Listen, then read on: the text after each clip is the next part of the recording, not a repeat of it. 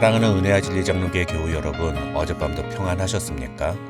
오늘도 다른 사람들을 주께 하듯 섬기고 무슨 일이든지 주가 하듯 함으로 하나님을 본받는 저와 여러분이 되시기를 주님의 이름으로 축원합니다. 오늘 새벽에 만나 본문은 에베소서 6장 10절로 17절입니다. 에베소서 6장 10절로 17절을 제가 읽어드리겠습니다. 끝으로 너희가 주 안에서와 그 힘의 능력으로 강건하여지고 마귀의 간계를 능히 대적하기 위하여 하나님의 전신갑주를 입으라.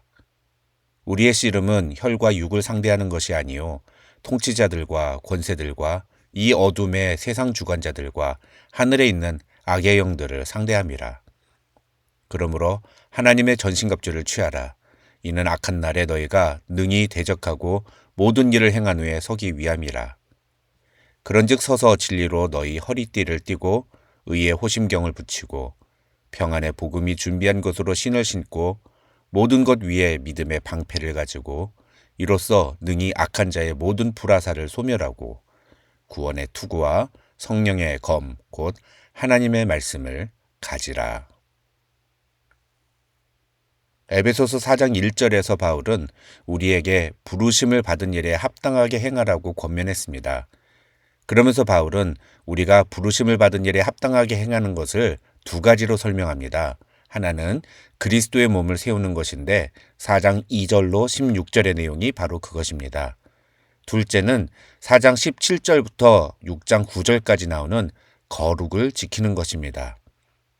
이제 오늘 본문에서 바울은 우리가 부르심을 받은 일에 합당하게 행하는 세 번째 방법을 제시합니다. 그것은 주 안에서와 그 힘의 능력으로 강건해지는 것이고 그것을 위해 우리에게 하나님의 전신갑주를 입으라고 말합니다. 정확하게 말하면 우리가 부르심을 받은 일에 합당하게 행하기 위하여 주 안에서와 그 힘의 능력으로 강건해지고 하나님의 전신갑주를 입으라는 겁니다. 먼저 주 안에서와 그 힘의 능력으로 강건하여지라는 말은 쉽게 말하면 주님에 의해서 우리의 영혼이 건강해져야 한다. 그런 말입니다. 여기서 주의할 것은 우리가 스스로 강해지는 것이 아니라는 것입니다. 영적인 건강은 내 힘으로 성취하는 것이 아니라 우리가 주님 안에 있을 때 주님께서 그 힘의 능력으로 우리를 강건하게 해주신다는 말입니다. 다시 말하면 우리의 영적인 건강도는 우리가 주님 안에 있느냐 아니면 주님 안에 있지 않느냐와 밀접하게 연관이 있다는 것입니다. 우리가 주님 안에 있다는 것은 내 삶의 중심에 예수님을 모시고 산다는 뜻입니다. 무엇을 하든지 주님이 기뻐하시는 것을 생각하고 주님을 위해 살아가는 것을 말합니다. 그런 사람에게 주님은 그의 능력을 주셔서 그를 강건하게 만드신다는 것입니다. 그러면서 바울은 마귀의 간계를 능히 대적하기 위하여 하나님의 전신갑주를 입으라고 말합니다. 여기서 마귀의 간계란 우리가 부르심을 받은 자답게 살지 못하게 만드는 것을 의미합니다. 우리를 쓰러뜨리고 넘어뜨리려는 사탄의 계획이 바로 마귀의 간계인 것입니다. 영국 브리스톨에 있는 켄싱톤 침례교회의 웨인 데칠러 목사는 마귀는 우리를 정죄하고 우리를 공격하고 우리를 유혹함으로 우리를 넘어지고 쓰러지게 만들려고 한다고 말했습니다.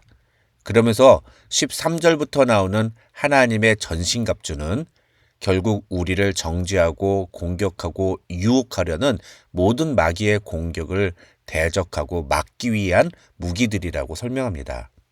우리가 이 하나님의 전신갑주를 입어야 하는 이유는 마귀의 간계가 너무나 강하기 때문입니다. 다시 말하면 우리가 하나님의 전신갑주를 입지 않으면 절대로 마귀의 간계를 이겨낼 수가 없다는 것입니다.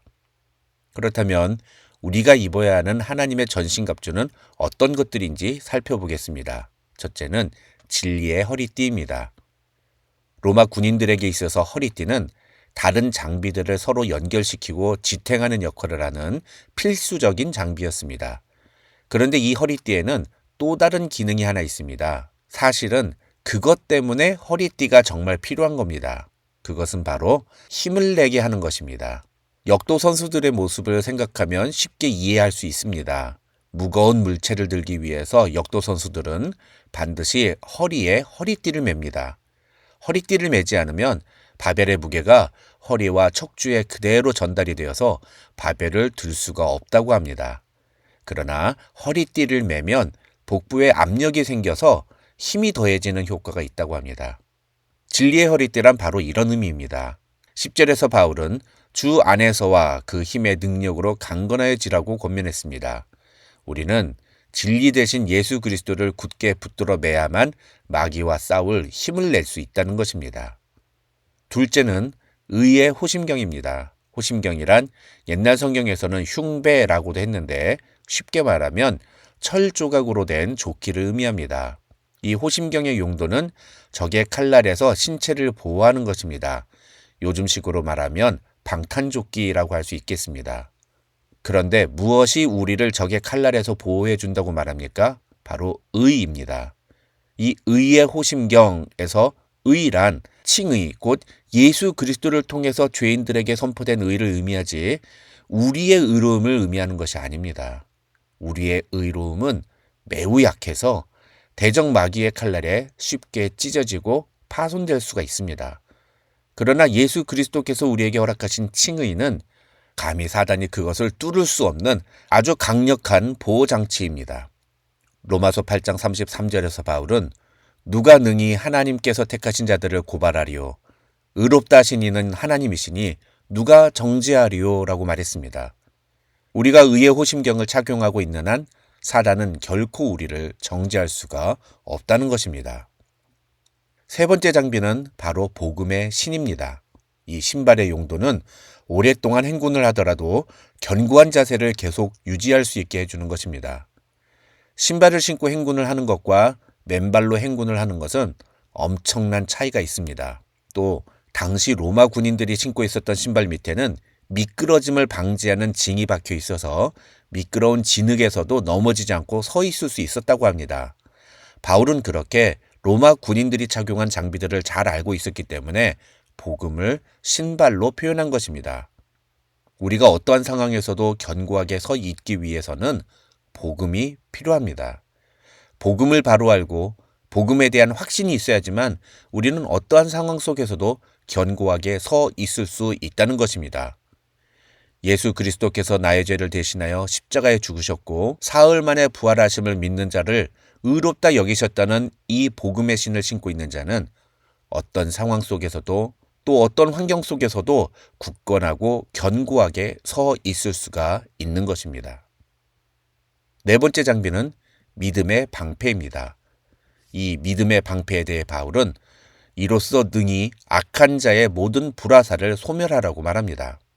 로마 군인들이 쓰던 방패는 크기가 거의 사람 키에 육박하는 크기였다고 합니다. 그래서 방패들끼리 서로 연결해 놓으면 적을 밀어서 넘어뜨릴 수도 있었고 또 방패를 머리 위로 연결해 놓으면 적이 아무리 많은 화살을 쏘더라도 모두 막아낼 수 있었다고 합니다. 바울은 그런 의미에서 사단의 모든 공격을 막아낼 수 있는 우리의 방패가 믿음이라고 제시합니다. 사단이 우리를 향해 쏘는 의심과 불만과 욕심과 두려움이라는 불화살들을 막아낼 수 있는 것은 오직 믿음이라는 방패뿐이라는 것입니다. 다섯 번째로 구원의 투구입니다. 로마 군인들은 청동이나 철같이 튼튼한 금속으로 만들어진 투구를 썼습니다.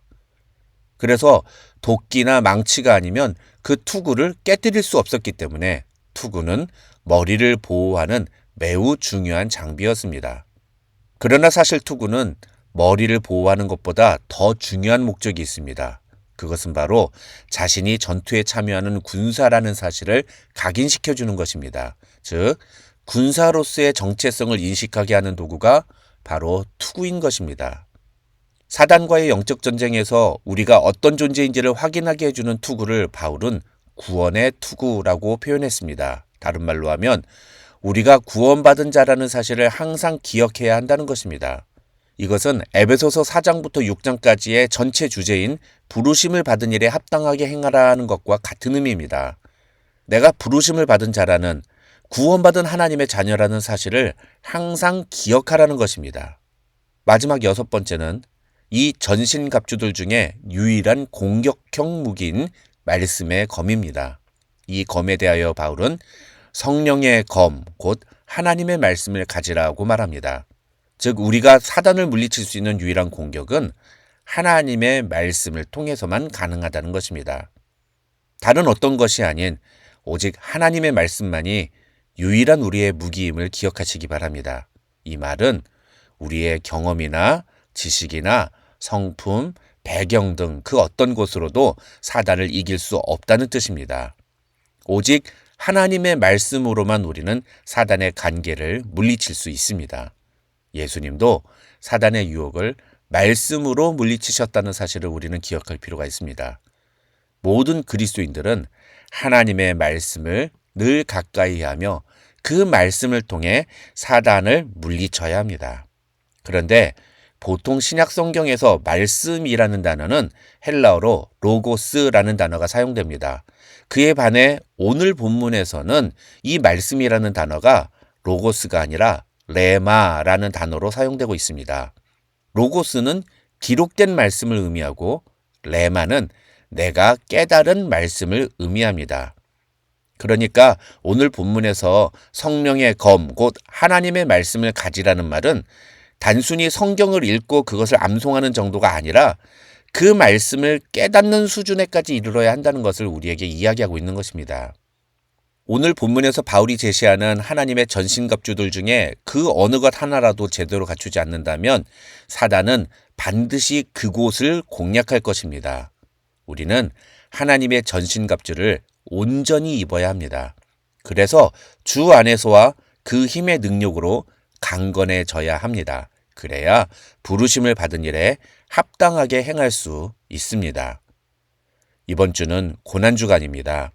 나를 위해 십자가 지신 예수님을 묵상함으로 모든 순간마다 주님 안에 거하며 부르심을 받은 일에 합당하게 행하는 그런 귀한 성도들이 되시기를 주님의 이름으로 축원합니다.